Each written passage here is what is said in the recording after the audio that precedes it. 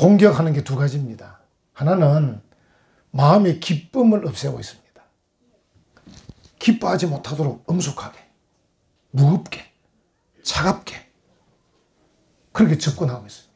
또 하나는 그리스도인 이런 신분을 흔들고 있습니다. 어떻게 흔드냐면 예수님을 믿어도 할례 받아야 돼. 이렇게 접근하는 거예요. 그러니까 예수 그리스도라는 이 구세주와의 관계가 흔들리는 거예요. 할례 받아야 된다. 그러면 예수 그리스도가 누구인가? 이 가치가 떨어지는 거죠.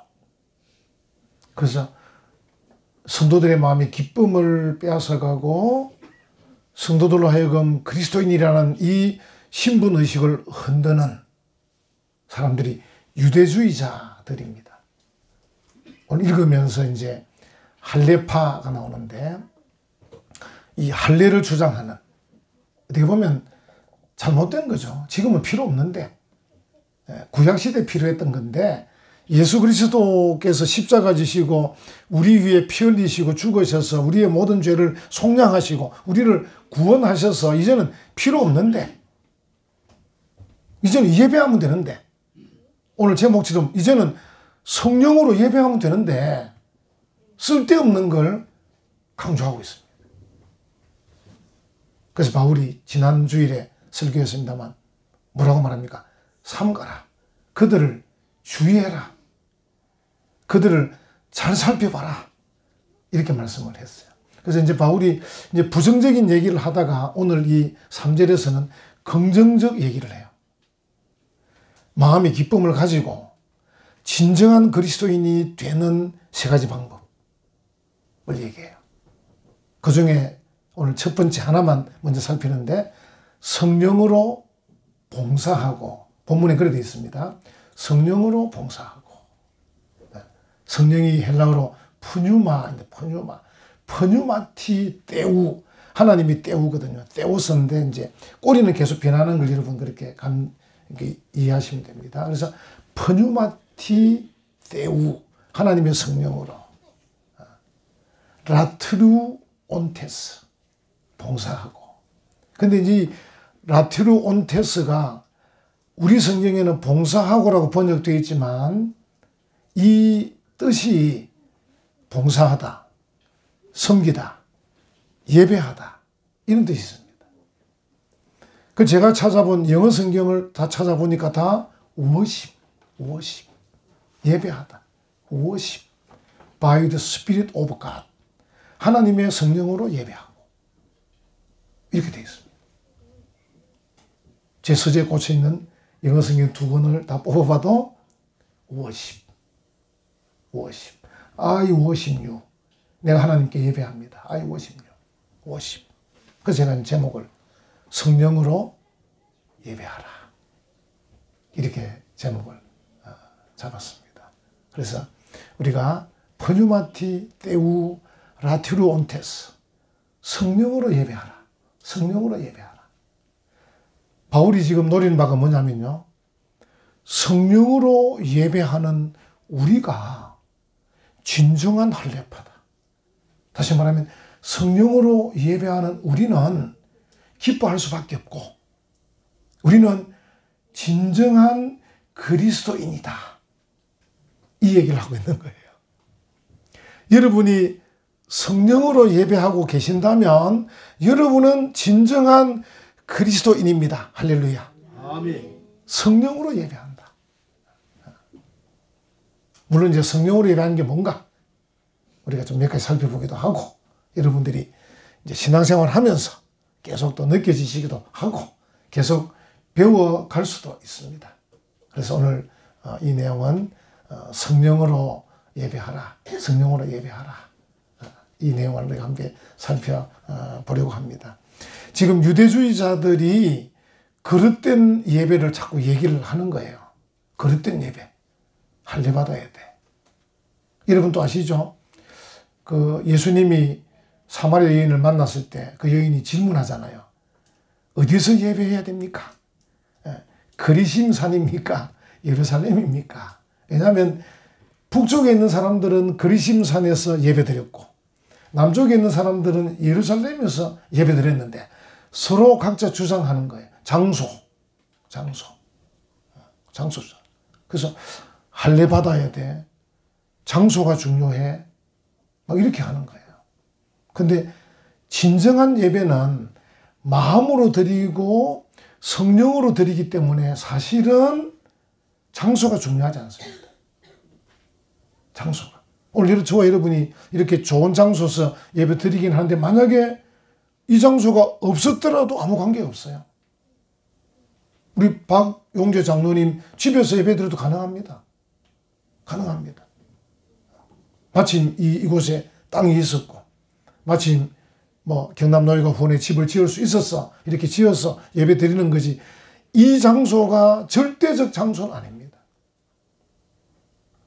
근데 유대주의자들은 할례 받아야 되고 예배 장소가 중요하고 이런 걸 강조하는 거예요.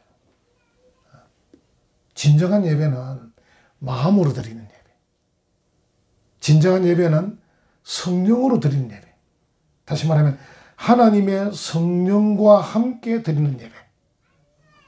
그 예배가 진정한 예배다. 이렇게 하시는 거죠.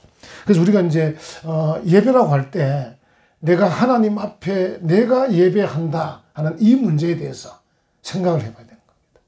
내가 예배한다. 이런저런 얘기가 중요한 게 아니고 과연 내가 하나님께 예배드리고 있나? 내가 지금 하나님께 예배하는가? 이 문제를 우리가 생각해야 되고. 그래서 이제 생각해 보면 내가 예배를 어떻게 드리나? 의무적으로 드리나? 아니면 드리고 싶어 드리나? 아버지 여러분들 마음에 손을 얹고 한번 이 질문에 답해 보시면 좋겠습니다. 오늘 여러분이 드리는 예배가 정말 드리고 싶어 드리는 예배인지 아니면 의무적으로 드리는 예배인지. 아니 또 질문 제가 해볼까요? 오늘 여러분들이 교회 오시는데 좀 달려오셨나요? 예배 드리고 싶어서 좀 달려오셨나요? 이런 표정이 이렇게 집니다. 그렇습니다. 진정한 예배는 마음으로 드리는 예배고 진정한 예배는 드리고 싶어서 드리는 예배입니다. 아멘. 물론 우리 가운데 혹 억지로 오신 분도 있을 수는 있습니다. 그건 여러분들이 압니다. 지금 내가 억지로 예배 드리러 왔다. 여러분이 본인이 압니다. 근데 그 예배가 이제 바뀌어져서 아까 말한 worship by the Spirit of God. 하나님의 성령에 의해서 예배하는 예배로 바뀌어지시기를 간절히 소원합니다. 우리 예배가 이제 바뀌어지는 거죠. 하나님의 성령에 나를 맡기면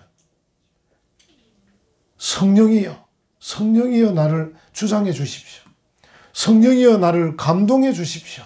우리가 그 하나님께 맡기면 내가 드리는 예배가 의무적이 아니라 드리고 싶어서 드리는 예배가 되는 것입니다. 그래서 제가 늘 표현을 주일 예배 드릴 때 달려온다. 내일이 월요일인데 우리가 보통 월요병도 있잖아요.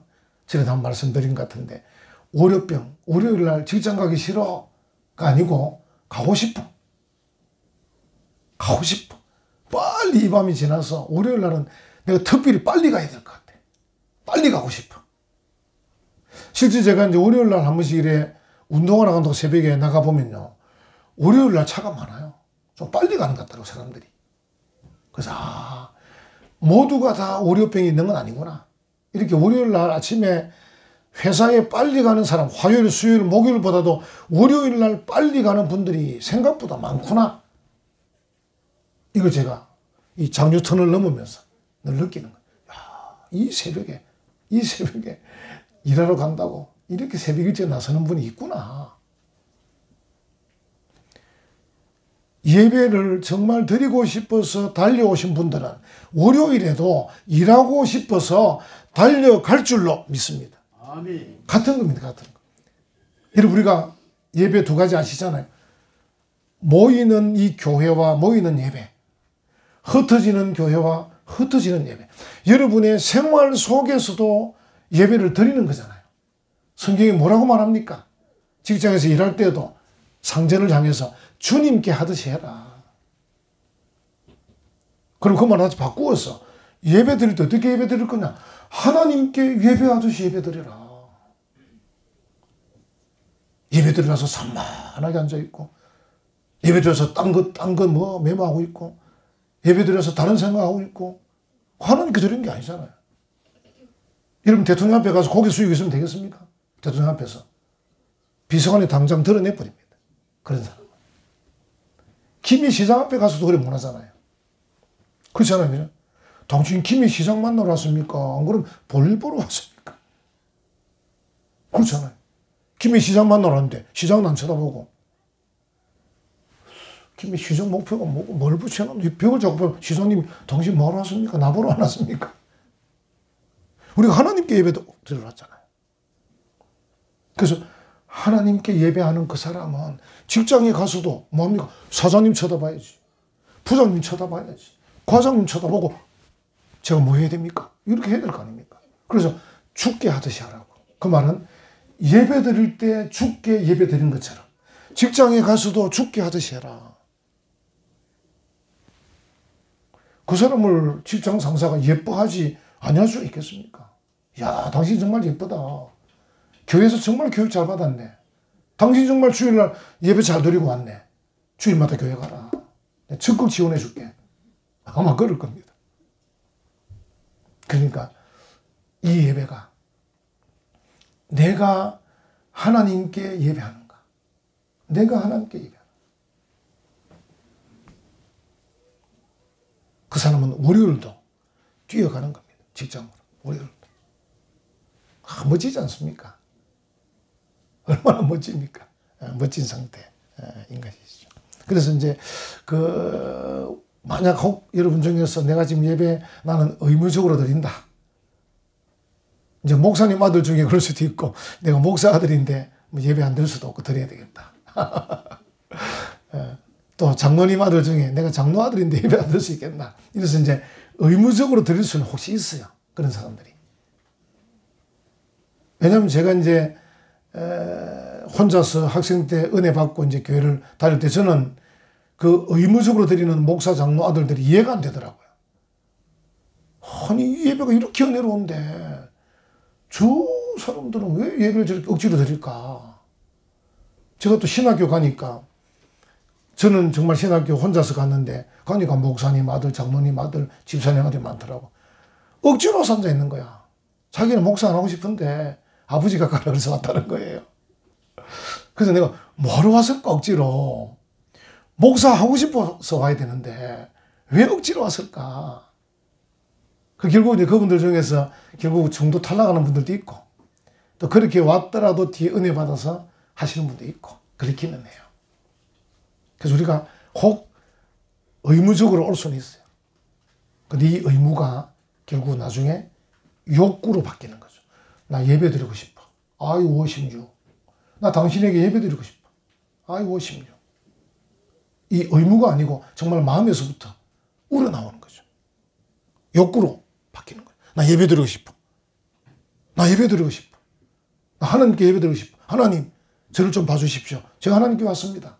제가 하나님께 찬송합니다. 하나님께 기도합니다. 하나님 말씀을 듣습니다. 하나님, 저를 좀 봐주십시오. 제가 예배 드리러 왔습니다.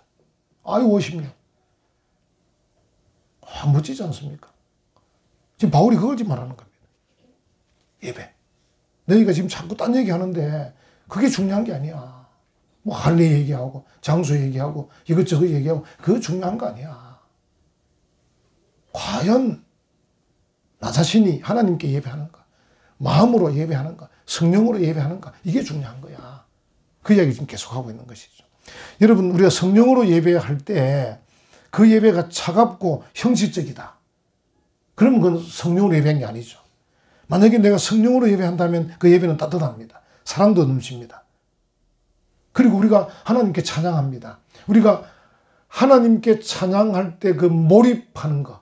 정말 찬양이 몰입이 되어서 내가 하나님께 찬양 드립니다 할 때 내 마음이 뜨거워지는, 내 마음이 뜨거워져서 내 안에 하나님의 사랑으로 충만해서 정말 하나님께 올려드리는 찬양.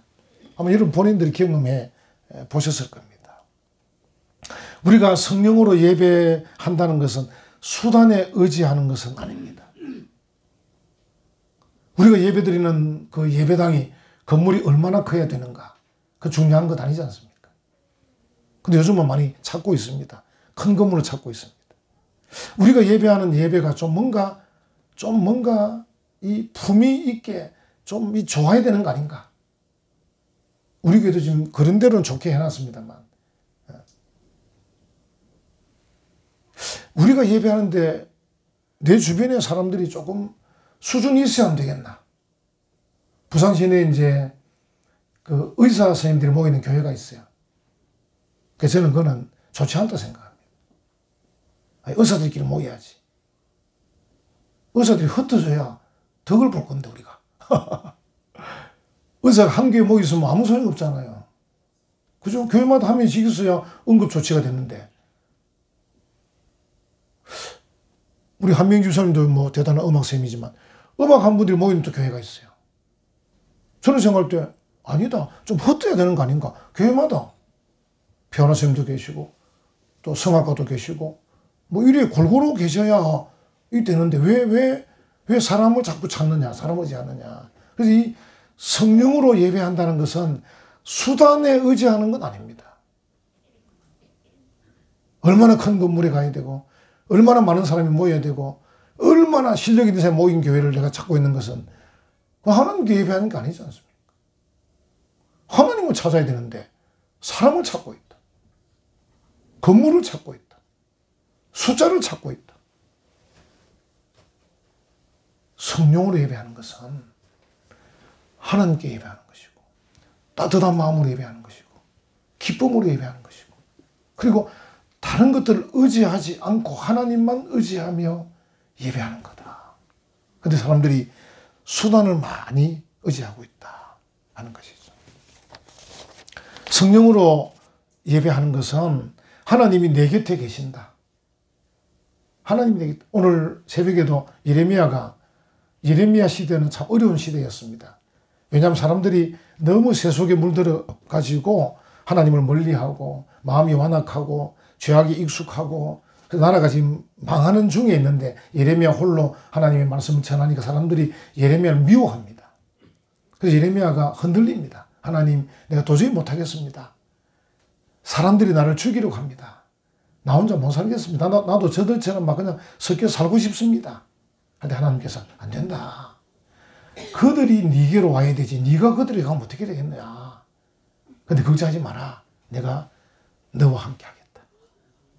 내가 너를 놋 성벽이 되게 해서 튼튼하게 만들어주겠다. 막 이렇게 말씀하셔요. 여러분, 하나님이 우리와 함께 하시는 임마누엘의 신앙. 우리가 성령으로 예배한다는 것은 하나님이 늘 나와 함께 하신다. 하나님이 전능하신 분이신데 나와 함께 하셔서 나로 하여금 예배하게 해주신다. 예배하는 은혜를 주시고 예배할 수 있는 힘을 주신다. 이 마음인 거죠. 이 마음. 그리고 우리가 하나님께 예배할 때 아무래도 경건한 마음이 필요하잖아요. 좀 두려운 마음이 필요해요. 경건하고 두려운 마음이 필요해요. 근데 또 하나 있어요. 로마서 8장 14절에 아빠 아버지라 부르느니라. 이 아빠, 이것도 헬라어입니다. 알파, 베타, 알파, 아빠. 발음이 아빠. 그 당시 사람들이 쓰는, 요즘 우리나라 사람이 쓰는 아빠 이 말입니다. 우리 정민우 아빠한테 아빠. 민우 아버지랍니까? 아빠랍니까? 그렇지, 아빠. 그러니까 이 아빠란 말은 아버지를 향해서 어린아이가 친숙하게 부르는 발음이 아빠. 아빠. 알파, 베타, 알파. 아빠. 그래서 이제 전에 성경은 아바 아버지라 부르느니라 이렇게 이제 번역했는데, 새로 된 성경은 아빠 아버지라 부르느니라 이렇게 번역을 해놨어요. 로마서 8장 14절에. 그래서 이제 이 아빠. 근데 유대인들은 아빠라는 말을 안 씁니다. 유대인들은 하나님에 대해서 경건함은 있습니다. 두려움도 있습니다. 그래서 그들은 말로도 아빠라는 말 안 쓰고 기도문에도 아빠가 없습니다. 오로지 아버지, 파텔, 아버지, 영어로 father, 헬라어로 파텔, 발음이 비슷하죠? 파텔, father, 우리는 아버지. 근데 아빠 이런 말은 유대인들은 안 씁니다. 근데 그들이 하나님을 향해서 경건하고 두려움으로 접근하는 것은 나쁜 건 아닙니다. 근데 그것만 있는 게 아니라는 거죠. 하나님 앞에서.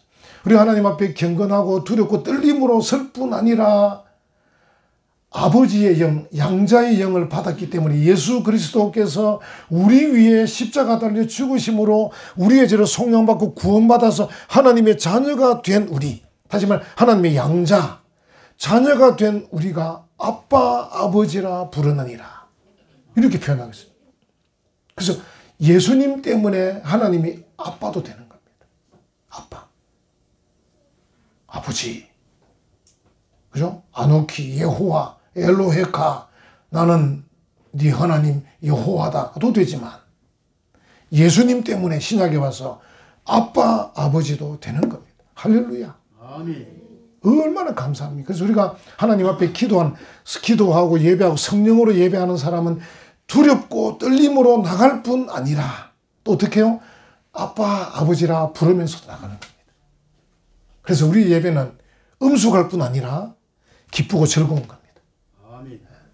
엄숙하게만 드리는 예배가 아니고 엄숙한 면도 있지만 또 한편으로는 은혜를 받고 기쁘고 즐겁고 감사함으로 하나님 아버지, 아빠 아버지 이렇게도 나갈 수 있다는 거예요. 여기 이제 아빠라는 말은 우리가 쓰는 말은 아닙니다. 그 당시 예수님 시대에 주변 사람들이 쓰는 어린이가 쓰는 말인데 역시 그 발음이 우리하고 같은 거예요. 민호가 쓰는 아빠와 같은 거예요. 아빠 아버지. 그래서 우리가 하나님 앞에 정말 이 영으로 예배한다고 할 때 하나님을 두려운 존재로만이 아니라 아주 가까운 존재로. 여러분 신약에 뭐라고 말합니까? 하나님은 우리의 머리털 하나도 세신 바 되었느니라 이러잖아요. 여러분 머리털 누가 셉니까? 이 아버지가 세잖아. 아빠가. 저도 우리 손자 만나면 머리 쓰다듬어 보고 머리카락이 자랐는가 보고 이렇게 합니다. 할아버지니까. 하나님 아버지가 우리 머리카락을 세신 바 되었는 늘 세워보는 거야. 변 목사 이제 나이가 돼서 머리가 많이 빠졌구나 이렇게 보시면서 하나님 보실 때는 어쨌든 어린 양이잖아요. 여러분 볼 때 나이가 좀 들어도 하나님 보실 때 어린 양이기 때문에 변 목사 흰 머리카락도 많아졌네. 지난 수요일에 우리 갓 세례받은 초신자가 갑자기 목사님 머리가 많이 까매졌어요 이러는 거예요. 제가 기분이 좋잖아요. 까매졌다 그러니까 그래 까매졌는가 머리 까매졌는가 거울을 봐도 비슷한데 내가 아무리 봐도 그래 가만 생각하니까 이 초신자는 이제 수요일 저녁에 나하고 공부를 같이 했는데 제가 늘 앞에 서가 있었거든요. 이렇게 올 때마다 자기가 늘 내 전면을 바라봤어요. 저는 흰머리가 전면에 많습니다. 전면에. 이제 그런 이제 공부가 다 끝나고 세례 받았잖아요. 제가 수요일에 앉아 있었어요. 제가 뒷꼭지를 보이고 앉아 있었어요. 그리고 이분이 들은 뒷꼭지를 보니까 좀 까만 거예요. 뒷꼭지가. 제가 앞에보다 뒤가 좀 감습니다. 거기 목사님 머리가 많이 까매졌어요. 이러는 거예요. 근데 얼마나 예쁩니까? 그래 말해주니까. 눈치도 있고 사람이 참 그렇잖아요. 자기들 왜 모르겠어요. 다 알 건데 뒤에서 보니까 좀 이래 있으니까 목사님 머리가 많이 까매졌어요. 그 말은 목사님 많이 젊어지셨어요. 이런 뜻이잖아요. 눈치가 참 눈치가 있지. 우리 하나님이 우리 머리칼 하나도 세시는 분이시기 때문에 아빠 아버지 우리가 그 마음으로 예배로 나가는 거예요. 엄숙함만이 아니고 엄숙함도 있지만 아주 친근함으로 하나님께 나간다. 그래서 이제 우리 하나님이 단지 추상적 하나님, 그 이슬람교 사람들이 하나님은 하늘에 계신다 이러거든요. 알라는 하늘에 계신다 그래요. 하늘에 계신다. 그러니까 신이 하늘에만 계시면 안 되잖아요. 하늘에도 계실 뿐 아니라 나와 함께 계시기도 하고 내 머리카락도 세시는 하나님. 그래서 우리 하나님은 추상적 존재 하나님이 아니시다. 하나님은 사랑이 많으셔서 예수님 이 땅에 보내주셨고 우리 위에 십자가 지게 하셨고 죽게 하셨어요. 우리 죄를 용서해 주시는 사랑의 하나님이셔요. 아주 친근한 하나님이셔요. 그 하나님 앞에 우리가 예배하고 있다. 예배하고 있다. 아빠, 아버지. 물론 이제 이 아빠, 아버지란 말은 다시 말하면 여러분과 저로 말하면 아버지, 아버지 이런 뜻이기도 합니다. 아버지, 아버지. 두 번 부르는 아버지, 아버지. 이렇게 부르는 친근한 그런 의미이기도 합니다. 그래서 우리가 하나님 앞에 예배하는 것, 성령으로 예배하는 것은 이런 것이다. 그래서 바울이 너희가 성령으로 예배하면 너희야말로 진짜 할례파다. 저 유대인들이 뭐 할례 자꾸 얘기하는데 꼭 육체적으로 뭔가 흠을 내는 그것만이 할례가 아니고 정말 마음으로 예배하고 따뜻하게 예배하고 사랑으로 예배하고 친근하게 예배하고 하나님 앞에 정말 나 본인이 예배하는 이 예배야말로 이 예배 드리는 자야말로 진짜 할례파다. 이렇게 얘기를 하고 있는 거예요. 여러분들이 성령으로 예배하면 정말 여러분들이 하나님께 예배하면 여러분 마음에는 기쁨이 넘칠 줄 믿습니다. 아멘. 그렇게 예배하는 여러분들이야말로 진정한 그리스도인인 줄 믿습니다. 아멘. 올 한 해 여러분들이 그 자세를 잃지 말고 진정한 그리스도인으로서 진정한 예배자로서 성령으로 예배하는 복된 성도들 되시기를 간절히 축원합니다. 아멘. 아멘.